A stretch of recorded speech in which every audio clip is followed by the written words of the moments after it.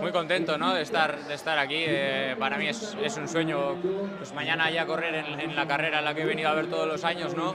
Así que nada, con muchas ganas y nada, pues aquí con el buen ambiente que hay, así que nada, muy contento.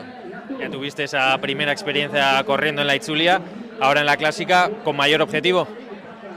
No, al final, bueno, yo eso, vengo aquí a ayudar al equipo y bueno, pues si tengo una oportunidad pues de dejarme ver un poco, pues también la aprovecharé, ¿no? Así que, pero bueno, a disfrutar, que esto se vive pocas veces, así que nada, con muchas ganas. Más conoces estas carreteras, pero ¿conocías esta última subida? No, con eso conocía gran parte del recorrido, pero hoy he visto la última subida y es muy dura, demasiado dura, pero bueno, al final va a ser dura para todos, ¿no? Después de más de 200 kilómetros en las piernas será dura para todos, pero bueno, intentaremos hacerlo lo mejor posible. Eskerrik asko eta sorte on. Eskerrik asko.